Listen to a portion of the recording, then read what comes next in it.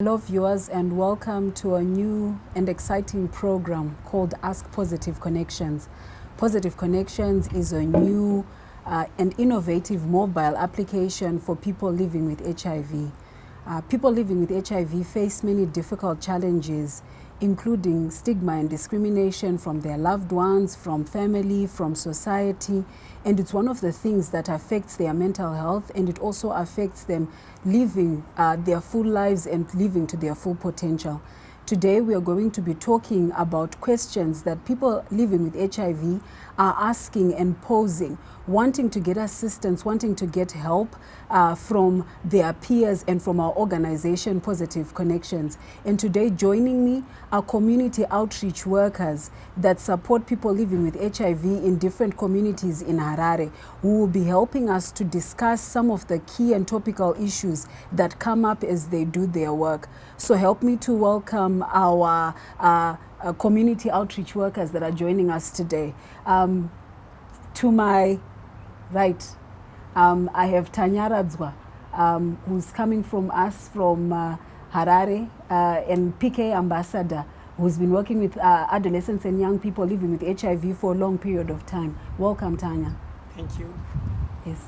And next to Tanya is Thelma, a vibrant young woman who's an advocate who speaks very passionately and strongly about living with HIV and also supporting those that are living with HIV to become the best that they can be. Welcome, Thelma. Thank you. Okay. To my left, I've got a very vibrant young woman with an interesting hairstyle, Pauline, who again works in the community to support young people living with HIV. Welcome, Pauline. Thank you. And next to Pauline is Tendai, affectionately known as Voro, again, a community ambassador and an advocate for people living with HIV. Welcome, Tendai. Thank you so much. Yeah. And next to Tendai is Ruvimbo, a very sweet and passionate young woman who again has been working in the field of HIV, supporting adolescents and young people living with HIV. Thank you. Thank you. Okay. So today we are going to start with a case scenario that a young person has written to our Positive Connections mobile app. And it's a scenario that we would like the community advocates to help us to kind of talk about and to discuss. It's things that happen in the community all the time, and things that people don't get a chance to talk about. And so the scenario goes, or the young person wrote saying, as a child, ndaigara ndichingorwara and I didn't know what was wrong with me. And my parents kept on giving me medication. Vachiti, the doctor said I had allergies and I had to always take mushonga. On Christmas Day, I overheard my aunt vachitaura na mama saying, Kuti, it's time for them to tell me because I'm old enough to understand. Mama vakaramba vachiti, I'm not ready, and vaichika kuti I wouldn't understand what was going on. So from there I became curious, ndikanotora mushonga wangu, and I googled kuti ndewei. That's how I discovered kuti ndine HIV. The writer says, I'm so angry and bitter, Nevabereki Vangu, and since then I haven't taken the medication. How do I get over this pain? Zvinhu zvese zvachinja and it will never be the same again. The writer says, I am heartbroken. I don't know, from the community ambassadors, maybe starting with you, Flex, I don't know, is this something that's common with young people or with caregivers, Kuti? The children are positive, or they themselves as a family are positive, but hapana anobuda pachena kutaura kuti ndo zviripo kana kuti ndo zviri kuitika. How common is this within the community, within the work that you are doing in zvamunoita? Okay, thank you. So this is very common with my adolescents and young people living with HIV. Could see kuti vabereki vazhinji vanononoka kuudza mwana HIV status yake.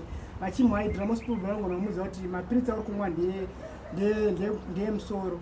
Then mwana ozorealize later kuti mapiritsi reason yandiri kunzi ndimwire mushonga haisiriyo yekusevha mapiritsi angu, ngekuti mwana angona kudifota medication, or anogona kuzopedzisira avenga vabereki. That's because anenge arealize age. With internet mwana angona kuenda pa social media obva agugula kuti mapirits zita remapirits most probably ndinogona kunge tenofovia or lamuvudine obva aona kuti mapirits aya ari kunzi ma-ARVs zvinolida mwana kuti azoita ma-mental health illness ozoita ma-problems akawanda-wanda. It's very common to adolescents and young people. Okay, all right. So it's common. I don't know, Ruvimbo, from your community, is this something again, chiri quite common kuti vabereki, they just kind of keep quiet, or they say mshonga ndewe chimwe chino, and yet mshonga unenge utoriwe HIV. Have you ever met something like this in your experience? Thank you, ma'am. I've met some people, I'm not aware that's the same question, vakanonoka kuudzwa about their status, and they end up into depression.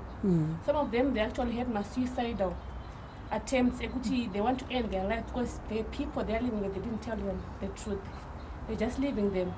And the more they grow, and even in her dreams. Okay, all right. I'm not sure, Voro and Pauline, have you also ever seen something like this within your communities and the work that you do? Yeah, thank you. Zvinhu zvatiri kuona zvokuitika nearly every day kuti vabereki ma-caregivers kana ma-guardians ari kugara nevana pamwe mwana akasiyiwa natete, mwana akasiyiwa namainini kana kuti ndibamukuru akazongokurawo. Saka zvinhu zviri kutyisa vabereki kuti ndinomutaurira sei kuti ndimudze kuti ndozviripo, because it's something which is very scary. Okay. Because mwana iye achada kubvunza kuti how did I get it? Because vana vachikura or tichikura taiudzwa kunzi munhu ari HIV positive anowana chirwere ichi pabonde kana sangana nemunhu ari anewo utachiona. Saka it's quite sad because zviri kuita kuti vana vazhinji vaite ma-mental issues, vaite depression, vaite into deep depression yekuti anozoda kuzoziva kuti alright, upenyu hwangu mangwana, what is it going to be? Because kana aziva kuti ndozvaari achada kufuti kuda kuziva kuti alright, fanika semusikana, am I going to be married, ndichaita vana here? A lot is going to be asked. Saka it's something chekuti chiri kufanira kuti chidzidziswe vanhu about it, because chiri kuaffecta vana zvakanyanyisa. Okay, all right. Okay, Tendai, I can see you want to say something as well. Sure, thank you so much, Doc. Yeah, zvinhu zviri kuitika, it's happening, but I would say it's for a good cause. Okay. Because the parents, they are trying to safeguard the child so that the child don't face challenges like asking too much questions. Okay. So kazhinji kachona mukaona mubereki asiri kumudza ari kuedza nepaanokwanisa kuti semwana tikatarisa kuma 2008 back then it was something chainzi ukange waita HIV positive unenge waita musikanzwa pabonde like what Pauline mentioned. So if you see a child asiri kuudzwa achingoudzwa kunzi sometimes ndeye kunzi musoro uite zvakanaka and sometimes ndeye kuti chakati chiite zvakanaka, the parent is trying by all means kuti mwana agare ari in a good mindset yakanaka. So I would say yeah, it's really happening and the parents, they are doing a great job on that. Okay, all right. Saga apa, you know, it sounds like from what you were all saying, we are saying it's something that's actually quite common. Kuti vabereki vari kunyarara and vari kuregera kutaura. Kuti mwana ari positive here kana kuti asi positive, and sometimes they actually then come up with other stories. Uyanga achiti it was an issue of allergies, vamwe wanzi musoro, vamwe asthma, vamwe chichi, many kind of conditions that parents come up with. And Tendai, it sounds like you are also saying kuti pane kanyeke kuti zvakanakirei kana kuti zvakaipirei kuti vanhu vaudzwe kana kuti vazive. Did the parents do the right thing by not telling the child, or did the parents not do the right thing? What should be happening, or what should be done? It sounds like Tendai ari kuti pane kakuchengetedza kana kuti kakuedza kuda kuprotecta mwana kari kuitika pane vabereki vasina kuudza mwana. Handizi kuti vamwe vanofungei. how should this be handled? Because I think it's quite a difficult thing. Also given zvatiri kutaura izvi kuti chirwere chakauya chikanzi chirwere chemusikanzwa, what are the worries in terms of kutaura kana kuti kusataura? What should parents do?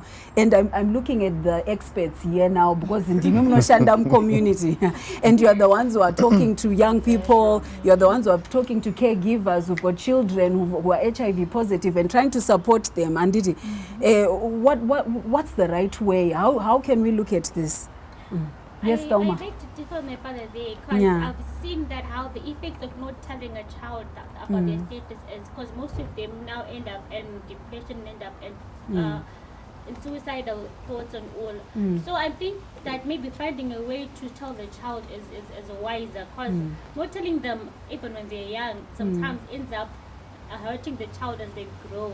Because as you feed them, telling them that they are allergy pills or they just pills for painkillers, what if the child gives someone else the medication? What if the child just shares the pills with people that they don't know? Or what if the child actually doesn't stop taking the pills just because when they get angry? Like in my case, I got to a place where I was angry when I found out, and I stopped taking the medication totally. Because I was angry at the world, angry at my parents for not telling me in the first place that I had HIV. They had hinted before that maybe I should get tested, but they didn't tell me that I had HIV in the first place. So if for them letting the child know about their status is a wiser thing, it will not hurt the child. The child might be young, yes, I understand, but children do understand. That's what I've gone to know. So as parents, they should go to understand that it hurts the child too, not letting them know about their status. Okay, thank you so much for sharing that, and it sounds like Thelma is talking also from personal experience and having survived a situation where she wasn't told, and it sounds like it was something that was quite upsetting for her when she did find out about her status and what happened. I'm not sure. She's saying no, and there are lots of questions to that. How should they be told? When should they be told? And all of those kind of things. I know some of us might not have personal experience, and we might just have experience from working with others, and in the community. But how should parents go about this? Because I think Vabereki ndomvunzo wavana handiti kuti how should we go about this, and should we tell, should we not tell? What are the benefits of telling? What are the effects of not telling, and the benefits of not telling as well? Pauline, you want to jump in? Like these days internet yati even mwana 2 years ka anokwanisa kuoperate a phone. Saka chiri kuitika ndechekuti mwana asati audzwa nditi asiri kuziva. Isusu tiri community momo tiri kupinda muzvikoro tiri kudzidzisa vana about HIV, tiri kuvaudza kuti zvakanakirei kuenda kunotestwa, zvakanakirei kuna mapiritsi, zvakanakirei kuti uzive status yakaneta. Saka inini semwana ndiri kuchikoro ndiri kunyatsonzwa nezvemapiritsi ayendoziva kuti kumba ndine kagaba kandinonwa kaikai. I will just go home, take my phone, ndobva ndatogugula zita riri. Saka ini ndinozofunga kuti zvazvichitaurwa naPaul kuchikoro kuti munhu ari HIV anofanira kuti ataure status. There is stigmatization, there is discrimination. Zvinhu zvese zvinotanga kuita pile up mumusoro mangu. And then I will have questions kune munhu wandiri kugara naye kuti why didn't you tell me at an early stage? Okay. Kuti izvoni ndozviriko, because ndagugula kudaro ndichatanga kungoona kuti apa, but this is the end of me, because I have a right to choose what I want. And it's semwana, because ndikangonzi ino mapiritsi ndeemusoro ora ndemakumbo nhasi achamuka akapora, obviously ndicharegedza because ndiri kuti I'm feeling okay. There is no need for me to take medication. I have a friend yangu achandudza kuti ari kunzwa makumbo. I will just take my pills yawai, then I will just give a friend because ati ari kunzwa chi same chirwere chaari kunzwa. Saka inini andimbofunge kuti zvingatondiremera kuti ndiende ndinopa Thelma kana Tanya, because vati vari kurwarawo nezvandiri kuita sei zvandiri kunzwa. And inini pandaitora mapiritsi achona handina ndaita sei ndapora, saka you can take them unopora, saka zvichakwanisa kukanganisa the next person. Saka because inini handina knowledge yakakwana kuti ndizive kuti mapirits ayaya ndechii. Saka I think mwana anofanira kuudzwa at an early stage because tiri kutovadzidzisa ende tiri kutaura, and by that tiri kuita accidental disclosure unknowingly, tisingatozive kuti ndiri kutodisclose status yemwana uyu ndisingazive neni kuti ndiri kudisclose status. At the same time ndiri kumudisclose, ndiri kutoita basa rinofanira kuitwa nevabereki kuti ndiite sei ndivaudze mwana nhingirekeni status yake. Saka I think vabereki vari kufanira kuti vadzidziswe about this, how to go about it, kuti how deep do they go, and vanotangira pamakore api, because all ages tiri kudzidzisa. Okay. Tinodzidzisa about it. All right. Tanya, ndiri kuona kuti you are burning to come in. So as my colleague has said, vanhu vari kudzidziswa about issues to do with HIV kuchikoro. There's age appropriate information iri kudzidziswa vana about HIV. There are a lot of information iri kupuwa vana nevabereki. So I think vabereki vanofanira kutanga vadzidziswa issues on parental to child communication, on how best they can communicate with their children, panyaya children, adolescents and young people, panyaya HIV and disclosure. Then also they should understand vanofanira kupuwa information yekuti disclosure is not a one-day event, it's a process. Right. So mwana anofanira kutsanangurwa bvare mudiki, kwete zvoti mwana azorealize ega, because you could see I have said issue yandaka receive from my community yemwana akatozvika pakuzviuraya because mama wake vangu vari openly living with HIV in the society. Then vari openly living with HIV in the society havana kuudza mwana wavo kuti vararama ndinechi vararama vari HIV positive uye mushonga wari kumwa ndewechi. Then mwana uyo obva azodefaulta medication for 2 years. Adefaulta medication for 2 years is because problem yangu akamuudza kuti ndoyakumwira mushonga yaita se yapera. Then mwana obva atanga kudeteriorate health yake. Azozvirealize kuti ari HIV positive anga at 17 obva azoenda ega kunotestwa ari for HIV, obva audzwa maresults ake kuti ari HIV positive. Then mwana uyo had to commit suicide. So we could see kuti zonzo vana vazhinji, there are a lot of mental health illnesses zikuzolida kuma-suicide. My young people vazhinji ari kufa because pari kuti kwalile disclosure. I think caregivers vanofanira kudzidziswa kuti vakwanise kuita early disclosure kuvana kuti avoid macases ekuzoti vana vari ma-defaulter cases and also ma-mental health illnesses nezvimwewo zvakaita sana self-stigma, self-isolation, even zvinokwanisa kukanganisa futi even confidence yemwana, even performance yemwana kuchikoro. So I think there's something needs to be done or to parents kuti vadzidziswe zvakanyanya, more information pertaining to HIV and AIDS. Okay, ndiri kunzwa zvamuri kutaura and maexamples kana kuti mienzaniso yese yamuri kupa, muri kutaura nyaya iyoyo yekuti mwana akanonoka kuudzwa achazvikuvadza, achakuvadza vamwe, achatadza kuzvigamuchira, achazviuraya kana kuti achaita zvimwe zvinhu kuti azvikuvadze. Havisiri zvere zviri kutyirwa nevabereki, zviri kutoita kuti vabereki vatadze kutaura.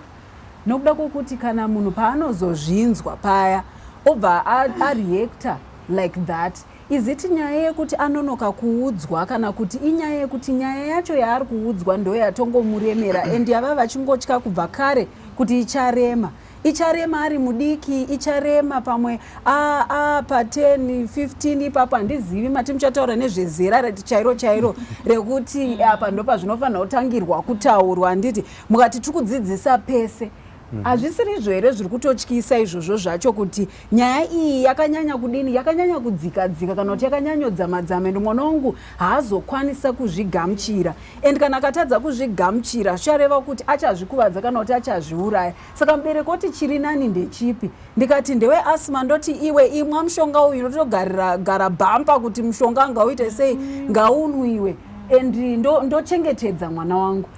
Hazvisiri zvere, hazvisi kuitirwa kuchengetedza here?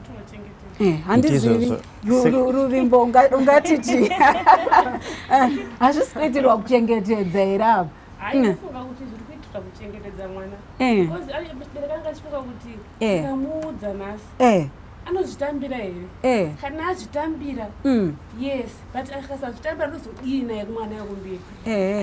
Achaita bitterness pane mubereki kana kune munhu achagara kuti why akuona vamwe vake vezana vake havanwe mishonga iye ndiye ega, zvichamupa kuti iye azvifunga kuti panapa better nditi kandibve pano vamwe vanoita madistitute vanomova from the family otonogara kana mustreet saka I think inyaya inotonetsa kudisclosera mwana yakaoma because mwana haakwanise kuzviunderstand even mwana kadiki chaikokozi kune HIV kadiki ijokwari kundoseka but zvine age maybe yekuti maybe kana mwana a16 womutora bit by bit uchimuudza ende uchimupisina kuti zvakaitika mai vako handiti vakashaya gore ravakashaya riya vakanga varwara ndochirwere chacho mwana saka unoona iwewe pawakazova wakabva watransmita wakadziva kuchikoroka obviously utadziva kuchikoro futi saka zvinomuhepa kuti aunderstand kamwana kadiki akayaisi understand kanonetsa kuunderstand saka hanzi 16 munhu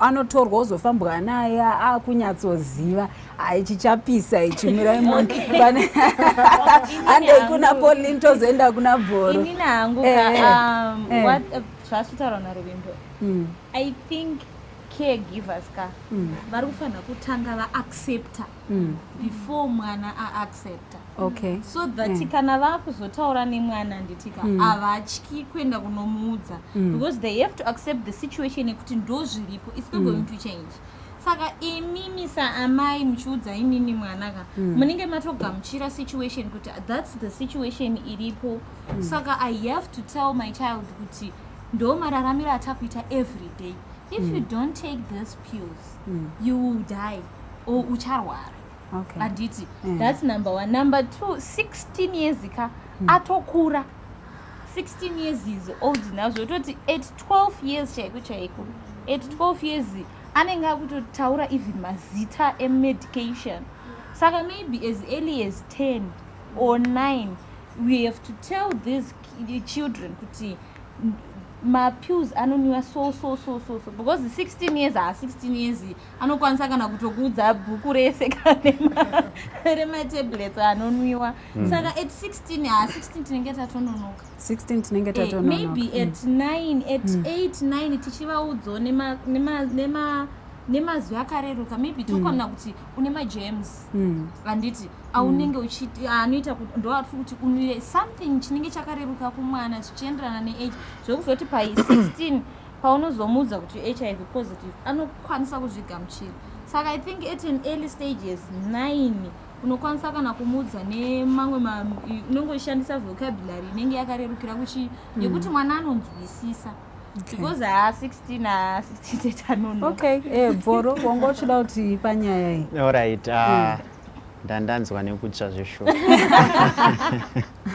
alright tiri kuti isusu mwana ngaakurumidzire kudiscloserwa at 9 or at 16 asi chinhu chatiri kufanira kuti titarise ndechekuti mubereki kuti audze mwana at 9 iyoyo even using singular term it's a challenge nekuti pane ma-terms atiri kushandisa isusu hatisiri kuona kuti anonoaffecta mwana kumberi example yekunzi mwana anotorwa wagarwa naye pasi wozwa kunzi uri kuona kuti 2009 paya mai vako vakafa chakavauraya ichakati HIV ndiyo yauinayo zvakadaro zvega izvozvo zvabva zvatongota kuti mwana abva atibloka even kutozoudzwa zvichaudzwa kumberi hakuchisina ari kutongoona kagrave site kakanzi RIP chakati kwaari iye nenyaya yekuti iye semwana munharaunda mune zviri kutaurika zvakawanda tichiri kushandisa some of the terms ekunzi AIDS handitika ataishandisa 2009 ataishandisa 2008 saka iye pachake semwana achinge azoudzwa kunzi ndo situation yave pauri chichaitika ndo zvimwe zvinhu zviri kuzokonzeresa kuti vaite ma-attitudes ari ma-bad behaviors against ma-caregivers avo vanogara nawo ndo paanotanga dzimwe dzenguva kana kwakuri kunzi akuabuse ma-drugs is because of that ane message yaari kutraya kuita pass out to the parent kuti yes mandiudza kuti inini ndine HIV but it's because it's all your fault anditi I haven't slept with anyone, I haven't done this so chiri kuitika ndechekuti even ma-caregivers akange audzwa adzidziswa dambudziko nderekuti mwana iye pachake from 16 ndo paakutangira kuexperimenta ndo paakutangira kuda kudzidza zvakawanda so semwana anotanga kuchizonoona tumwe tuma-attitudes twaanenge akunoitira mubereki so I see it iri a challenging case kuti mwana audzwe at a young age or 16 iyoyo Okay, Tanya, ari kuda kuti chiyapa. So ndanda kutobvira. So on this issue I think mwana anofana kuzwa at an early stage yekuti mbereki anofana kunge ari able to see the level of understanding yemwana wake, number one. Okay. Then obva ataura nemwana wake according to kuti mwana wake ndizvo zvaanonyanyonzwisisa, then achimutsanangurira partially asati aita full disclosure. Then kana mubereki zvichimuremera, I would advise kuti mubereki aende kune a counselor or any healthcare provider anobetserwa process yachina kuti anoifambisa sei, kuti asashandise those words aimboshandiswa nano 2009 2008, ashandise mashoko chaiwo chaiwo.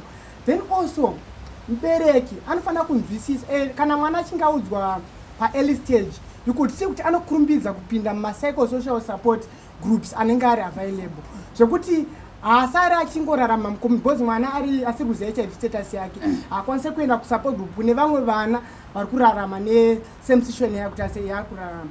So kana achinge aziva status yake, for example at the age of 11 kuti I'm taking my ARVs, anditika pane vana vatori nema7 years vanotoziva HIV status yavo, zvekuti life yake kana akaziva that age, achikura achiona vamwe masupport groups, ma-psychosocial support groups platforms aripo, anokwanisa kukurumbidza kuaccepta HIV status yake, zvomupa a motivation to adhere well to the medication, even kuti asaluze that, kuti asashaya hope, ave even nehope, because anenge achiona vamwe vake vachienda kuchikoro doing good in their life.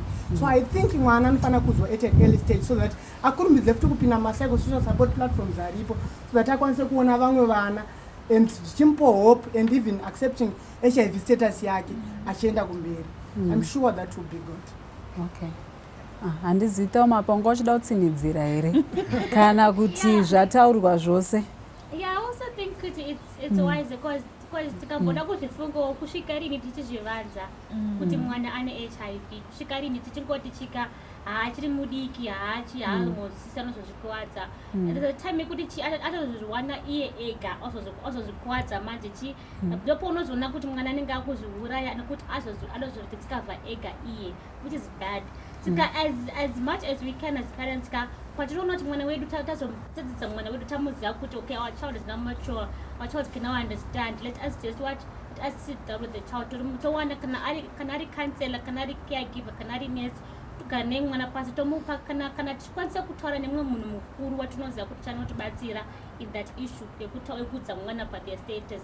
It is wise kana tiziva kuti sisi tikwanise kumuudza mwana wacho, because I've noticed kuti as much as parents sometimes tikakwanisa kuudza mwana in a wise way, asi pane mumwe munhu anokwanisa kuzotaura, kana mumwe nurse kana caregiver watoziva munharaunda anokwanisa kutibatsira isusu semaparents achona. Saka kusvika rini tichivanza, that is the main issue, kusvika rini tichivanza. Okay. Saka mashoko makukutu aya ataurwa naThelma kunzi kusvika rini, hanzi kusvika rini tichivanza, handiti. Asi pane kanyaya kekutyira nokuti ndochokwadi kuti munhu vabereki vari kutyira, vabereki vakavhunduka. Kuti kana ndikataura zvatachingotaura muno kuti hachisi chinhu chiri nyore kugamuchira. Asi Pauline wataura mashoko andabata ekuti vabereki vanodawo kugamuchira kana kuti vanonida kuaccepta kuti ndo zviripo. Kuaccepta kunoita kuti nyaya iyi ireruke. Asi yakareruka here? Kureruka haina. Okay. So nyaya haina kureruka. But kana mubereki achinge accepta kuti ndo zviripo, I'm sure chakanyanyokosha nyaya haina kureruka, but kana mubereki achinge accepta kuti ndo zviripo, are able to cope effectively musituation yakurarama. In the reality iripo kuti I can't change it. So the best way kuita coping effectiveness musituation yauri. So the acceptance ndo pakanyanoita sepakanyanokoshera in as far as nyaya yedu isinoita sina kureruka. So acceptance inobetsera kuti munhu akope zvinhu zvakanaka situation yakurarama. Because there is kuti issue yekuti iye mubereki akaaccepta nditika nemwana akazoaccepta aziva pane kamwe kakubetserana karipo kekuti vari true iye let's say mwana akarwara handiti there is a point yekuti mubereki wake can understand what he or she is going through, because even iye kana akaita something wakarwara kana kuti mapills aita reaction mwana iye can understand what's going on because right now kana mwana asina kudisclosera zvakangofanana neungoti ari kugara murima because haana chaari kuziva zvamuchose kuti alright ndikaita reaction yekuti ndaita mapundu or ndatemwa nemusoro or anokwanisa kuoverdose medication. What am I going to do about it? Iyewo mubereki chake chaanongozva ndechekungoti mwana uyo ari HIV positive anonwa mapirisi ake nenguva dzakati, that's that. Saka by doing so anenge akukwanisa kubatsirika even kukliniki kwacho, even iye mwana will be familiarized ningirikini kukliniki nevamwe vake sezvambotaura kuti anenge akuenda like we have safe spaces dzekuti anenge akutaura zvinenge zvichimunetsa achiuya kuma-safe spaces ikoko muberekiwo tinenge tichitovakokawo kutoti wewo kuma-safe spaces tidzidzisane tinzwise kuti chii chinenge chinetsa pava. Okay, alright. Saka zvandiri kunzwa pane zvatiri kukurukura izvi ndezvekuti chakakosha ndechekuti ivo vabereki nyaya haina kuchipa, haina kureruka, inyaya yakaoma uye inyaya isiri nyore kutaura nezvayo, ndochekutanga. Asi chechipiri ndechekuti kana mubereki akakwanisawo iye kuzvigamuchira anokwanisa kuzobatsirawo mwana wake kugamuchira zviri kuitika kana kuti zviripo, uye anokwanisa kutaura naye kuti iyewo mwana akwanise kugamuchira. Saka zviye zvinozoitika zvokuti mwana atsamwa, tinotozvitarisira kuti mwana achatotsamwa. Nokuti mibvunzo yamamuchitaura apa ndofunga mibvunzo inotobvunzwa nevana mucommunity kuti why did this happen to me? Handiti Thoma atozvitaura akati inini ndakatombotsamwawo. So kutsamwa chinhu chinototarisirika. Asi chinenge chavepo ndechekuti kana mubereki ari well prepared iyewo akazvigamuchira zvinomubatsira kuti abatsire mwana wake kuti azvigamuchire kuti mwana ararame, so that we avoid my examples anga achitaurwa naTanya yekuti munhu akazokomita suicide kana kuti azviuraya after ashaya tariro achiona unge zvanga zvichitaurwa mucommunity zviya zvanga zvichitaurwa nezveHIV ndo zvandave, saka upenyu hwangu hwatodii hwaparara kana kuti hwapera. Saka vana vanenge vasangana nedambudziko rakadai kana kuti vabereki vari kutiona vachaona program inoi vanogona kuzoti inini ndafarira zvazvichitaurwa nema-youth ambassadors positive connections and ndiri kudawo kudini kuti mwana wangu abatsirwe kana kuti ndoda kubatsirwa kuti nditaurire mwana wangu nezveHIV status yake kana kuti tifambe rwendo urwu disclosure. Mamboti disclosure is a process and ndizvo vanobatsirwa sei, where and how can they be helped? Okay, so Tanya. Positive Connections, they can simply download the Positive Connections application on Play Store. It's an application inobetsera zvakanyanya ma-caregivers kuti vangakwanise kuita review status yemwana sei uye kuvabetsera futi kuti ivo vaaccept inonzi vaaccept ma-HIV status avo, and also it helps ma-adolescents living with HIV kuti vakwanise kuaccept.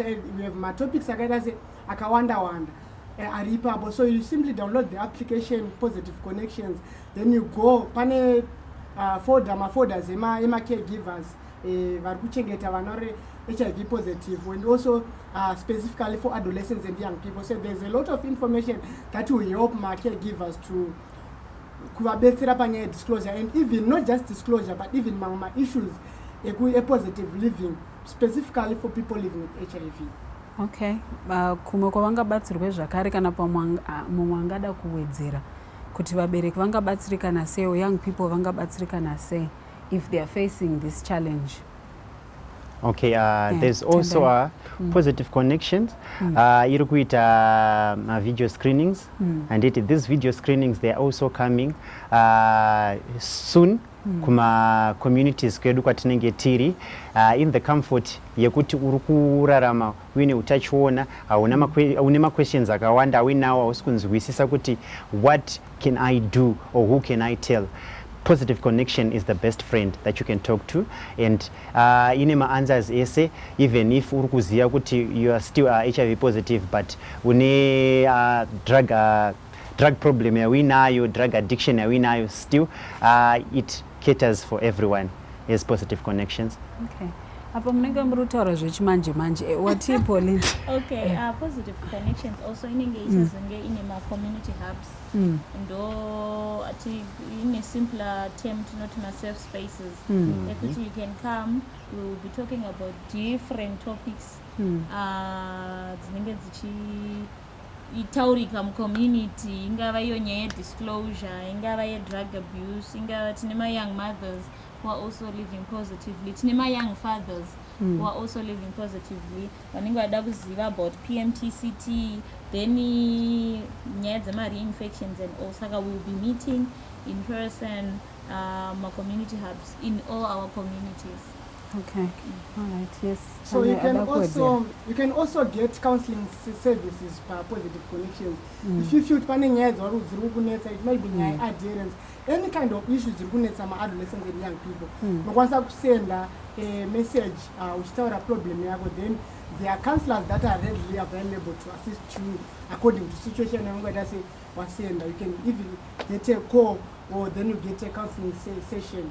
These are all done for free. Okay. It sounds like Positive Connections, it's something that's actually quite good and something that's helpful for the community. Asinda Mzwatanya, when you started, you said it's an application. Iri pamafoni ere yakadongofanana nezvakaita sana WhatsApp, vana Facebook, Instagram, chichi, because I'm not sure inokwanisa kuzoshanda here nevanhu vakuru vakaita sesi, because ndingoona muri vanhu vechidiki vechimanje manje, vana mai vakatarira kumba uko and vana baba vakatarira kumba uko, vanoita sei kuti va-access Positive Connections tonyatsozvitaura kuti vanhu vanzwisise kuti imhuka rudzwai yamataura nezvayo, ma-community hubs, ma-safe space. Okay, so Positive Connections, it's a cool mobile application, my phone.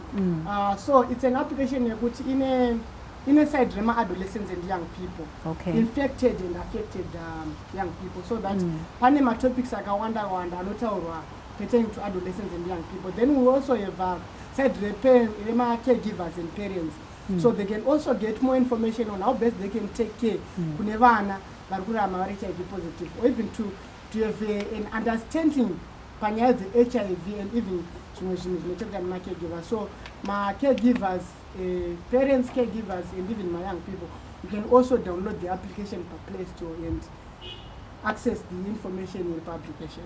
Okay. All right. Thank you so much for that clarification. Okay, Pauline, you wanted to add? I wanted to add on Kanatanya Positive Connections. The connections is a K. So chayakanakira ndechekuti even uri mumba, you can actually get your counseling session. You don't need kuti ubude kunze kuti tichoziva kutoti pauna sakuenda counseling session drug abuse kana tari kuenda counseling session adherence.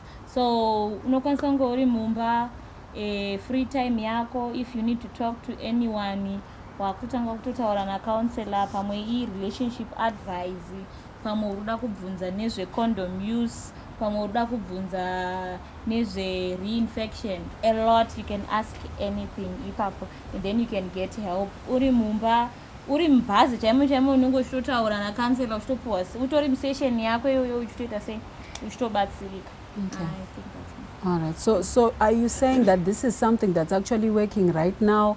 Munari mbamake, munari mbazi, munari mkombi, and no COVID restrictions, no worries about kuti izvoni ndichazonzi I can't access kana kuti I can't enter in, but actually pa phone pangu ndototaura nemunhu.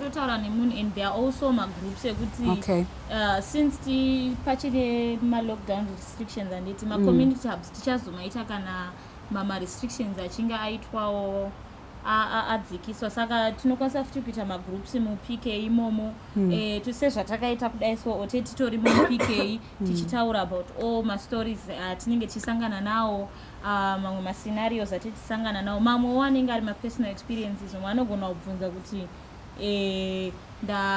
ndatora mapiritsi twice saka ndoita sei.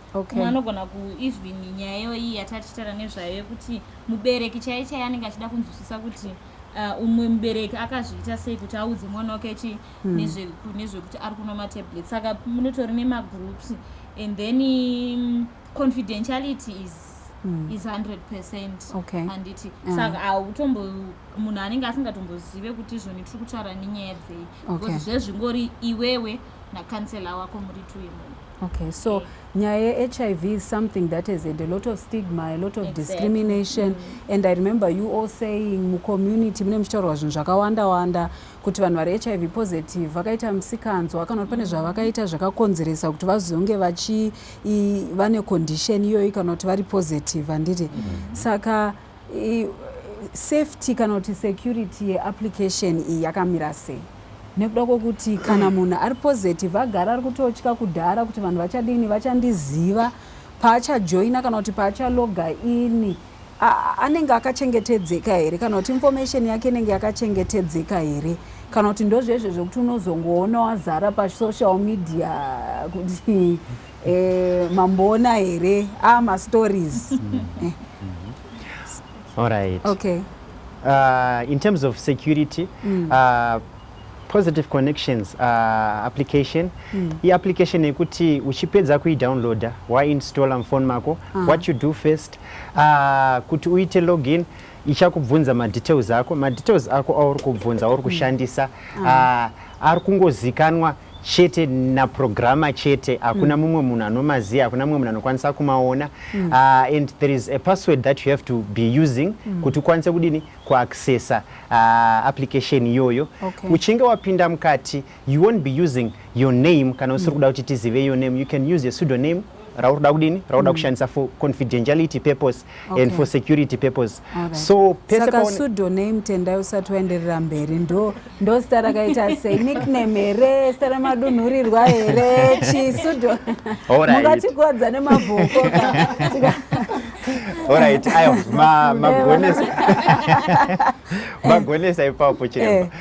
Pseudonyms ndo zita randakasununguka kushandisa randiri kunzwa kuda kuzvishandisira inini randiri kuziva kuti mimi chiremba mbufi makaziva kuti ndikati chimuti chonzo ndiani hamufi makaziva kuti ndiani ndo zvinenge zviripo papositive connection application redu.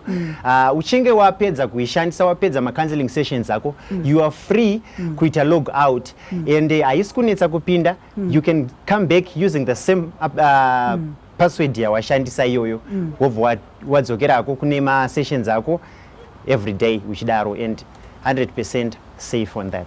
Okay, 100% safe, 100% secure. Yes. Okay, all right. Thank you so much, guys, for sharing and talking to us about this very important subject. There are so many children, as you heard from our community advocates and ambassadors, kuti pane vana vakawanda vari kurasikirwa neupenyu hwavo. Vana vangadai vakararama, dai vabereki vakaziva kana dai vabereki vakakwanisa kusununguka kukurukura navo kana kutaura navo nekuda kweHIV kana kuti vari kurarama neutachiona hweHIV.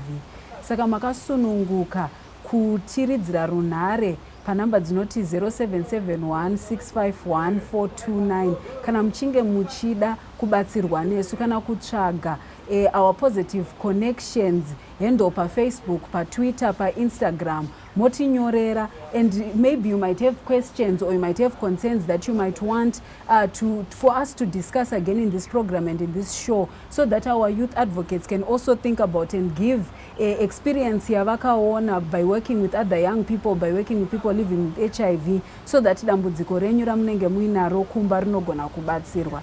So before we sign out, I just want our advocates to give their last words or final words kuvabereki vari kumba. Totanga na Thelma, kuti what would you say to the young people out there maybe vari kusangana nedambudziko iri kana kuti vabereki vari kushaya kuti ndoudza seiko mwana wangu kana kuti vane mwana akatotsamwa izvezvi kuti ndazoziva ndega, what would you say to them as our parting words?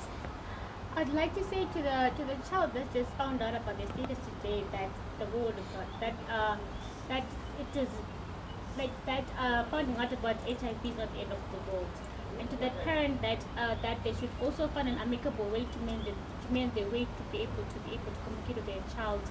To that parent also who's also struggling to also talk to their child, who's struggling to disclose to their daughter or son, also to also find either a caregiver or the counselor, a nurse or a clinic that can help them do so.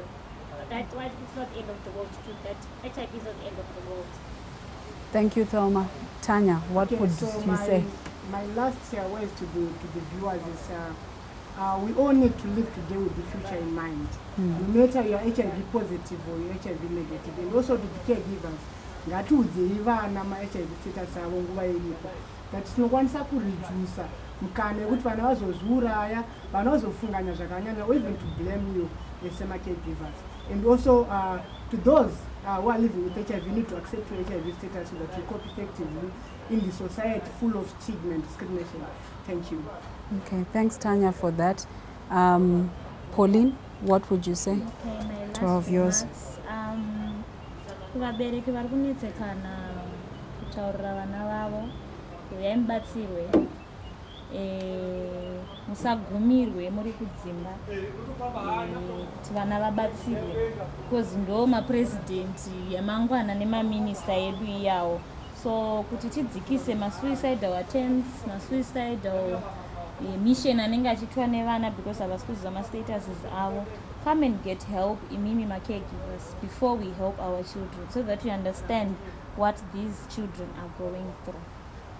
Thank you. Thanks, Pauline. Tendai? Thank you so much. There is this statement, I wish I can do it tomorrow, but my tomorrow is not certain, so I have to do it today. Tiri kungoti vabereki, there is no tomorrow. Tomorrow is not certain. It's better you disclose your status yemwana wako today with the help of positive connections. Thank you. Yes, thanks Tendai.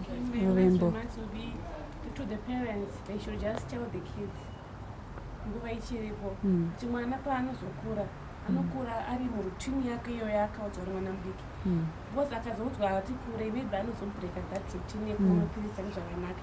So achiri mudiki he will grow up or she will grow up achimwa zvakanaka matablets ake, and vanokwanisa futi kubata sema-positive connections api yedu vanobatsirikana, even kungowanawo spiritual guidance inovabatsira futi, and you can offer that also. Okay.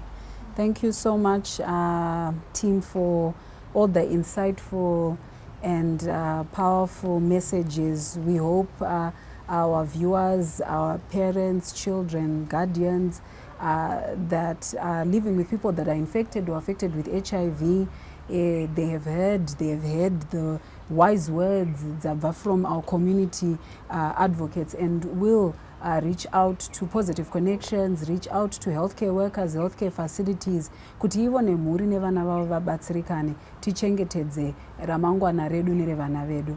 Thank you for watching and goodbye.